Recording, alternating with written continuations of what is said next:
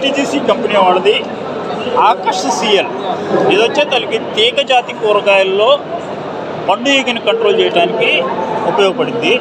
సహజంగా మన బీర, కాకర, తర్వాత పొట్లకాయ, సొరకాయ ఇలాంటి తీగ జాతుల్లో మైట్స్ని కంట్రోల్ చేసుకొని ఫ్లవరింగ్ చేసుకొని కాయ అయిన తర్వాత అది సాగే దశలో ఈ ఫ్రూట్ ఫ్లై అనేది, ఈ పండు ఈగ అనేది కాయ పై భాగంలో కానీ కింద భాగంలోనే ఏ ప్రాంతంలోనైనా చిన్న వెచ్చం చేసి గుడ్లను దాంట్లో వదలటం జరిగింది. తద్వారా కాయ పుచ్చటం జరగటం తర్వాత పై భాగంలో కనుక హోల్ చేసి గుడ్లను పెట్టినట్లయితే కాయ వంకర పోయింది, సరైన స్ట్రైట్గా పెరగదు. ఇలాంటిది దానివల్ల ఈ తీగ జాతి కూరగాయల్లో అధిక నష్టం జరిగింది. సహజంగా ఈ వాటర్ మిలన్లో కూడా మేజర్గా ఇది చాలా డ్యామేజ్ ఉంటుంది, ఈ ఫ్రూట్ ఫ్లై అనేది. దీన్ని కంట్రోల్ చేసుకోవటం కోసం ఆకర్ష్ సిఎల్ అనేది ఇది ఫెరమోన్ టెక్నాలజీ ద్వారా ఏటీజీసీ కంపెనీ వాళ్ళు మార్కెట్లో రిలీజ్ చేయడం జరిగింది. ఇది 2-in-1గా పనిచేసింది. ఇంతకుముందు చెప్పాను కదా, ఈ టెక్నాలజీ ఫెరమోన్ టెక్నాలజీ అని అంటే ఆకర్షించటం, చంపివేయటం, 2 మెథడ్స్ని అప్లై చేస్తారు. మామూలుగా మనం ఫెరమోన్ టెక్నాలజీలో మనకి లింగాకర్షక పుట్టలు మాత్రమే తెలుసు సేంద్రీయ వ్యవసాయం చేసే రైతులకి. లింగాకర్షక పుట్టల్లో ఏముంటుందంటే ఫీమేల్లో మేల్ని మాత్రమే అట్రాక్ట్ చేసింది, ఫీమేల్ని అట్రాక్ట్ చేయదు.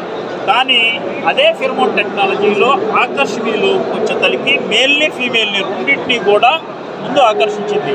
మేలు అంటే పండు ఈగ, మగ పండు ఈగ ఉంటే ఆడ పండు ఈగ స్మెల్ని ఇది క్రియేట్ చేసింది. అదే ఆడ పండు ఈగ ఉంటే మగ పండు ఈగ స్మెల్ని ఇది క్రియేట్ చేసింది.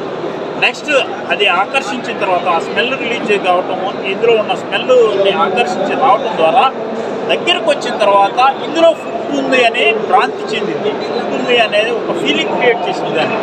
కాబట్టి ఈ ఫుడ్ నేను తినొచ్చు అని చెప్పేసి దాన్ని నాకి తినటం జరిగింది. అది తినటం ద్వారా పాయిజన్ అయిపోయి చనిపోయింది.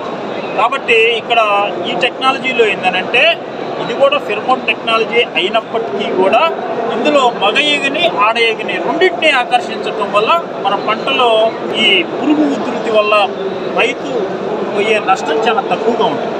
ఇది వాడటం ద్వారా పండు ఈగకు సంబంధించిన స్ప్రేయింగ్ అనేది ఏమీ చేయాల్సిన అవసరం చాలా వరకు స్ప్రేయింగ్ పండు ఈగకు సంబంధించి మందులు పిచికారీ చేసేదాన్ని గణనీయంగా తగ్గించుకొని మంచి లాభదాయకమైన దిగుబడులు తీసుకోవచ్చు. ఇప్పుడు మనం సహజంగా మన దేశంలో రసాయన ఎరువులు, పురుగు మందులు విస్తృతంగా వాడి మన ఉత్పత్తుల్ని ఫారిన్ కంట్రీస్ ఎక్స్పోర్ట్ కాకుండా ఎక్స్పోర్ట్ తీసుకోవడానికి ఇష్టపడక ఇప్పుడు చిల్లీ మార్కెట్ డ్యామేజ్ అయ్యి 20-25 వేలు ఉన్న మిరప 10,000-12,000కి వచ్చి రైతులు అందరం కూడా ఇబ్బంది పడతాం. దీనికి ప్రధాన సమస్య ఏంటంటే మన ఇండియన్ అగ్రికల్చర్ నుంచి డెవలప్ అయిన ఎక్స్పోర్ట్స్ లోపల విష రసాయనాలు అంటే పెస్టిసైడ్ రెసిస్టెన్స్ వల్ల ఇతర దేశాలు వాళ్ళు ల్యాబ్ అనాలిసిస్ చేసి ఆ పెస్టిసైడ్ రెసిస్టెన్స్ని ఐడెంటిఫై చేసి మనిషి తినడానికి కష్టమైన పరిస్థితులు ఆ పెస్టిసైడ్ రెసిస్టెన్స్ ఆహార పదార్థాల మీద ఉండటం వల్ల